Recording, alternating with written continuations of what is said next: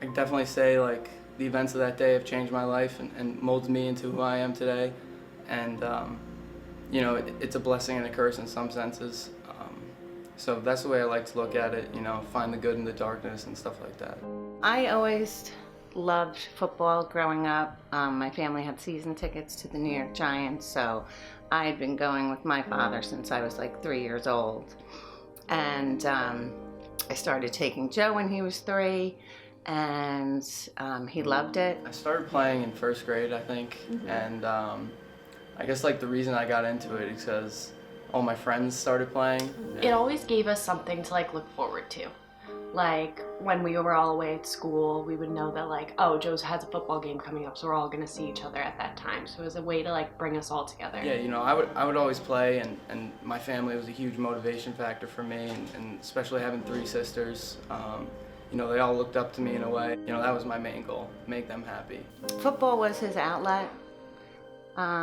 Whenever he was on the field playing with his friends, that was his escape from everything. When I just turned 4, September 11th, 2001, definitely a day that changed my life forever and my family's life. My father was a fireman in New York City at Rescue 3, and he was a first responder that day. It was around like early in the morning, 8 o'clock, 9 o'clock in the morning. He called my mom. He's like, "Hey, Kyle, like, we just got a big call downtown. It's gonna be a really big one. I probably won't be home till later tonight. I gotta stay." She's like, "Oh, okay, like no problem, like just be safe." He's like, "All right, like I'll bring some wedges home for dinner. I'll see you soon." And yeah, that was the last phone call they had. I could only imagine how many people, like, even if someone asks like, "Oh, which way is the stairwell?" Like he just points to the stairwell. Like that's saving someone's life, in a situation like that. And knowing that he died doing something that he loved, he wouldn't want to go out any other way. A lot of the helmets that day were either never found or like found completely destroyed, like flat as a piece of paper. And his was actually found like 10 blocks away at a church. It was completely like untouched. The craziest thing. Like aside from one scratch on the helmet, it looks like a brand new helmet. My mom told us stories of my younger sister Shannon.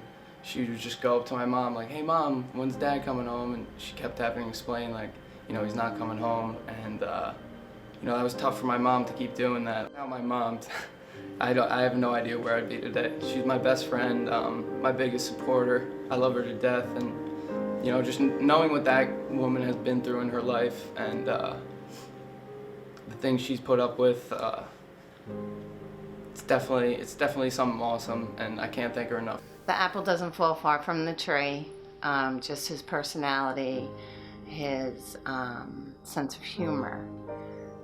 He always finds the good in things. He wasn't just a brother, he was the only man figure in our house. I felt like it was always my job to, lighten the mood, make people smile, make them forget about all the stuff that was going on, and just find the best in every situation that you can. He wanted to be just like his dad, kind of like how I want to be just like him. He was like one of the first guys on scene. His company went up and down the South Tower twice before it collapsed. So in 100 pounds of gear doing that, like, that's some crazy stuff, and that's something that also motivates me to, wake up at 5 o'clock in the morning to go to practice. Like, if my dad can climb the Twin Towers twice, like, within a couple hours, anything's possible, so.